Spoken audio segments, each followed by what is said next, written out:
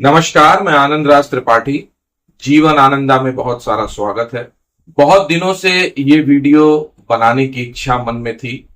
अभी मैंने टेलीग्राम में भी आप लोगों को अवगत कराया था कि मैं कैंची धाम जा रहा हूं। जैसा कि वीडियो में थंबनेल है कि सब कुछ पूर्व निर्धारित है, नियति ने सब कुछ निश्चित कर रखा है और नियति ही आपको हर जगह ले जाती है। आपको ये लगता है कि हम कुछ कर रहे हैं, ये सब मन का भ्रम होता है। कृष्ण अर्जुन से कह तो रहे हैं कर्म करने को, लेकिन उसके पीछे का भाव देखिए, गीता के पीछे का भाव देखिए, तो साथ में वो ये भी बता रहे हैं कि सब कर मैं ही रहा हूं, इसलिए कर्ता भाव लाने की जरूरत नहीं है। ये एक कहानी आपको आज सुनाते हैं, उसी से आपको समझ में आ जाएगा। जीवन आनंदा में बिना कहानी के तो मजा आना नहीं है। तो ये यात्रा वृत्तांत है, तो इस वृत्तांत को सुनिए और आनंद लीजिए, क्योंकि ये चैनल तो आनंद का है। आनंद किसी तरह से आना चाहिए, सुख शांति होनी चाहिए, मन थोड़ा सा ठहराव में आना चाहिए। उसे भी तो सुकून की तलाश है और सुकून मिल नहीं रहा है।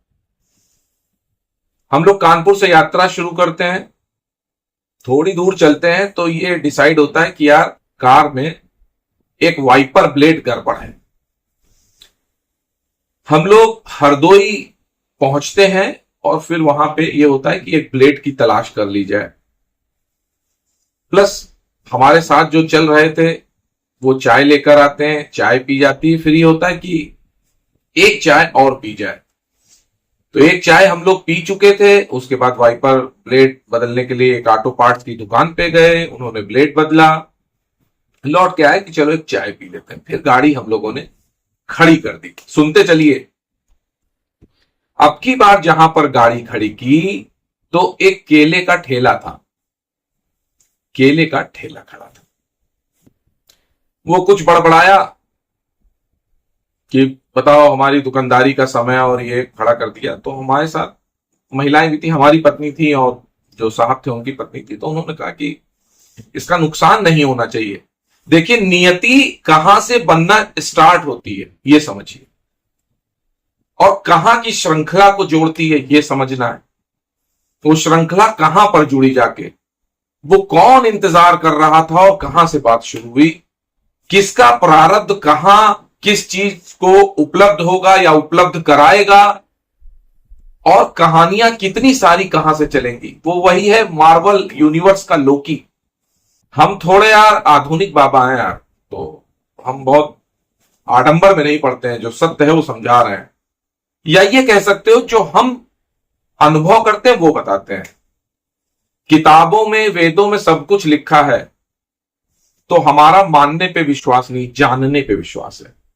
मानो तो पत्थर देवता नहीं है, हमारा है जानो तो पत्थर देवता है। अगर परमात्मा की मैं बार बार बात करता हूं तो यह समझ लीजिए कि वो परमात्मा मुझे अपना अस्तित्व का, अपनी ऊर्जा का, अपने आभा मंडल का आभास कराता है। तो भाई हम ने बात उनकी सुनी, तो उन्होंने कहा इससे, और देखिए कितना है कि हम लोग चाय पी चुके थे, उसके बाद जो केले का ठेला था, जो केला फल बेच रहा था ठेले वाला, वो जाने को था। तो मैंने कहा भी कि वो जा रहा है क्यों, कहे तो उन महिला ने कहा नहीं नहीं भाई, केले खरीद लेते हैं। तो ये हुआ कितने खरीद लिए जाए, तो कहा गया 6 खरीद लेते हैं। 6 केले खरीद लिए गए। अब केले खरीद लिए गए, इसके बाद चलना शुरू हुए। इसके बाद उस रात को हम लोग हल्द्वानी में रुके। केले डिक्की से निकाल के, मतलब कार से निकाल के होटल में रख लिए गए। होटल में रख लिए गए हैं। मैं ये कह रहा हूं कि ये केले बांट दो, ये खराब हो जाएंगे।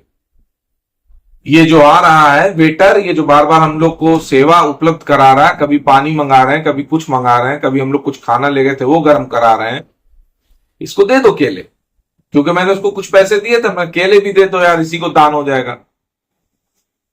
तो जो हमारे साथ वाले थे, जिनकी पत्नी ने केला खरीदा और जो साथ थे, वो कह रहा है अरे नहीं नहीं इसको ले चलते हैं। चलो ये हुआ, जो भी उनके मन में रहा हो सकता है उनके मन में रहा हो कि यार दूसरे दिन तो नीम करौरी बाबा जा ही रहे, तो केले का उनको प्रसाद चढ़ा देंगे, जबकि नीम करौरी बाबा में कोई प्रसाद चढ़ता नहीं है, हमको भी मालूम है।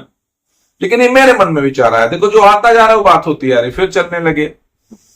दूसरे दिन हम लोग चले, बड़ी भीड़ थी क्योंकि 2 दिन पहले छुट्टी पड़ी थी, तो हम लोग चलने लगे। अच्छा हुआ क्या था कि सुबह उठे थे, तो वैसे तो हम पानी पीते नहीं है ज्यादा सुबह। उस दिन क्या पता नहीं हुआ कि वो जो हमारे साथ सज्जन थे वो सुबह 1-2 जग पानी पीते हैं, तो उनकी देखा देखी हमने भी 2 बोतल पानी पी लिया। इसके बाद जल्दी से नहा धो के चल पड़े कि भाई समय से दर्शन हो जाए, क्योंकि हम लोग को आगे भी जाना था। तो चलने लगे। अब भाई रोड में इतना जाम और हमको लगी टॉयलेट। अब हम उनसे कहें भैया कहीं रोक दो, और रुकने की जगह ही नहीं, वो घुमावदार सड़कें। भाई काठ गोदाम से जब ऊपर के लिए चले कैंची के लिए, तो घुमावदार सड़कें, और हमको लगी टॉयलेट कस के। और कभी आप लोगों ने फील किया होगा, जो जब टॉयलेट अपनी चरम पे होती, कभी कभी एक तो नॉर्मल होती, एक एकदम बस आ ही जाती कि वो रॉकेट की तरह छूटने को तैयार है। तो हम कह रहे हैं भाई प्रभु तुम सुन नहीं रहे हो, ये सब प्रभु उनको कह रहे हैं जो हमारे साथ गाड़ी चला रहे, तुम गाड़ी रोक दो। अचानक क्या होता है कि जैसे मोड़ आता है, तो जब वो गाड़ी अचानक मोड़ के लगा देते हैं वहां पे, तब का यहां का तो देखा तो बहुत बड़ा मैदान, मतलब उस सड़क से जुड़ा हुआ एक समतल भूमि थी, बहुत बड़ा मैदान था, उसमें कैंपस था। अब इन्होंने गाड़ी लगा दी। अब आज छोटे छोटे एक लड़की और एक बहुत छोटा सा लड़का, मतलब 2-3-4 साल का लड़का होगा, 4 साल का, मतलब जितने में चल लेता है बात कर लेता है, और लड़की 7-8 साल की होगी, दोनों खड़े हैं। हमको आए शर्म, तो झाड़ी थी तब भी हमने पूछा उन बच्चों से कि हमको सुसु करने जाना है, कर लो, ऐसे कि उधर। तो हम जाके करने लगे। इतनी देर में वो लड़का, हम टॉयलेट कर रहे हैं और बराबर पीछे से 10 रुपए दे दो हम कुरकुरे खाएंगे, 10 रुपए दे दो हम कुरकुरे खाएंगे। तो हमारे मन में कई विचार आ रहे हैं कि इसका मतलब यहां लोग आते हैं, बच्चों का इस तरह का कर देते हैं कि वो ये कैसे मांगने लगा पैसे। जरूर पहले किसी ने दिए होंगे या कुछ ऐसी आदत बन गई होगी, क्योंकि बच्चा तो 5 साल का ही है। अच्छा जो लघुशंका टॉयलेट सुसु कुछ भी कह लो, वो भी रावण जैसी थी, मतलब पानी इतना पिया था तो हम 5 मिनट निवृत्त होने में लगा दिए।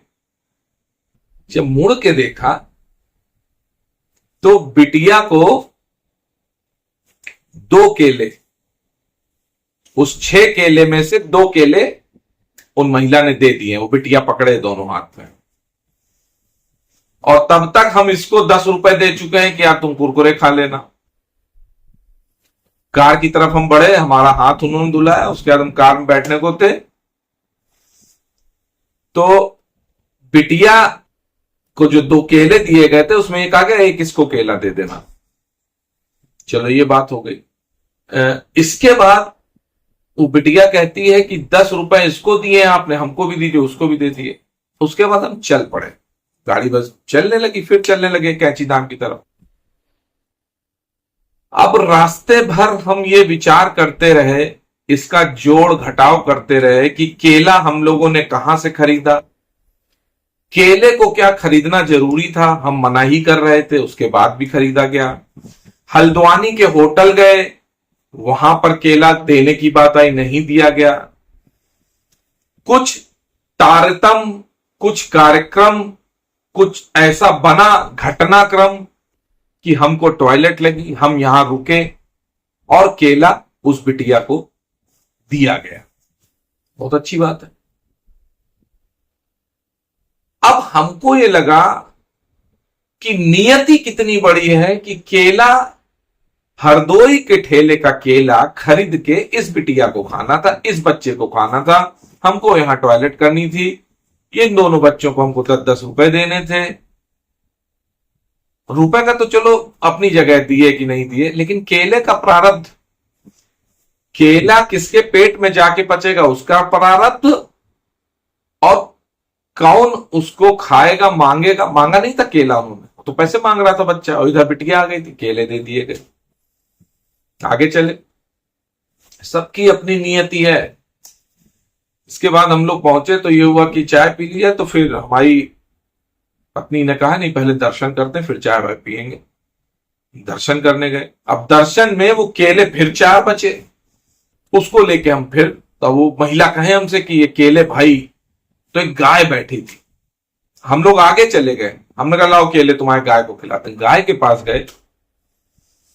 अब वो गाय भाई साहब इतना खा पी के बैठी थी कि उसके आगे लड्डू भी रखे थे, और जाने कौन कौन भाई जितने श्रद्धालु जा रहे थे। कैंची धाम में जब चलते हैं तो रोड पे वो गाय बैठी है।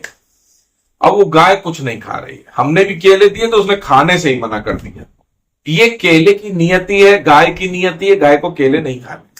अब देखिए, वो गाय भरा पेट है तो केला नहीं खा रही है। यही जानवरों और इंसानों में अंतर है। शेर शिकार कर लेता है, उसके बाद जब पेट भर जाता तो शिकार नहीं करता। मगरमच्छ खा लेता है तो फिर 5-10 दिन शिकार नहीं करता। अजगर कुछ खा लेता, महीनों शिकार नहीं करता है। उसका पेट भर गया, काम खत्म। हम इंसानों में क्या है, हम आज तो खा लिए, हमको कल का भी चाहिए, परसों का भी चाहिए, और फाइनेंशियल प्लानिंग हो रही है आजकल।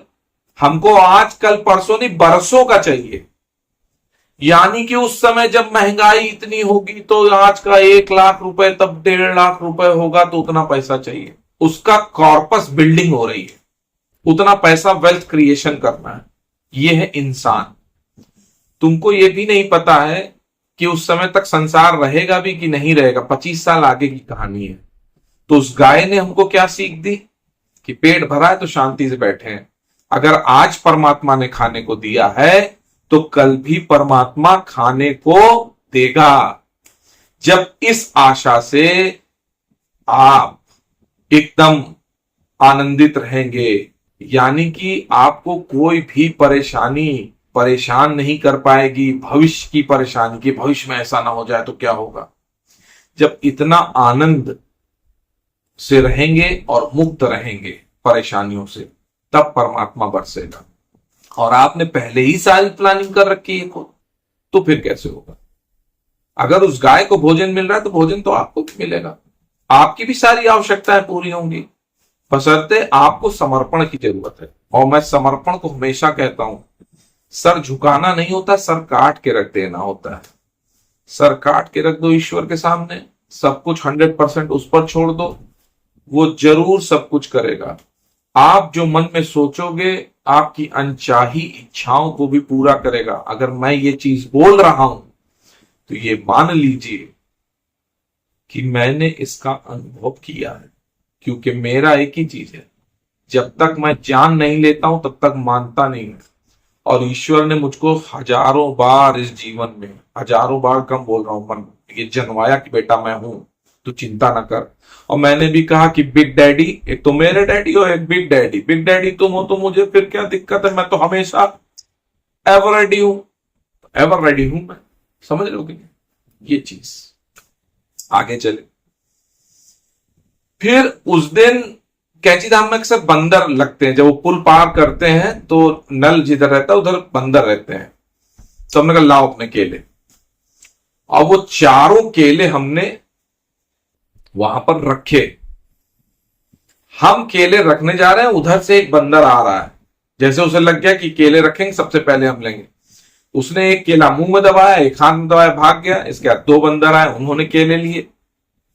तो केले की नियति क्या है, ये बंदर के भी पेट में गया, ये गाय के पेट में नहीं गया। गाय हमारी माता है, हमने खिलाने का प्रयास किया, नहीं गया। बंदर ले गए केले।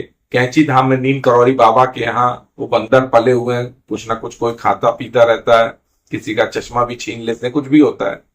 ऐसा कोई बता रहा था, हमने कहा चश्मा तो यार वहां मथुरा वृंदावन में छीना जाता है बंदरों द्वारा। बहरहाल चश्मा हमने उतार लिया था, केले दे दिए, हाथ धुले, चल पड़े दर्शन को। लेकिन मन में यह विचार आता रहा कि इन 6 केलों की नियति क्या थी। कैसा चमत्कार है, सोचो तो चमत्कार है। ना सोचो तो एक घटना नॉर्मल सी आदमी भूल जाता है। लेकिन अगर मैं मार्च में कैंची धाम गया था और आज वीडियो बना रहा हूं, तो ये मेरे मन को हमेशा उद्वेलित करती रही घटना कि हम लोग बहुत प्रयास करते हैं लेकिन नियति पूर्व निर्धारित है। वो अपना काम करेंगे, होइए वही जो राम रचि राखा, है ना। और दूसरी कहानी इसमें क्या है, एक और चीज बोली जाती, हानि लाभ जस अबजस, है ना, जन्म मरण, इसको अपना कैलकुलेट कर लीजिएगा आगे पीछे, सब विधियात। विधि क्या है, विधि नियति प्रारब्ध सब एक चीज है।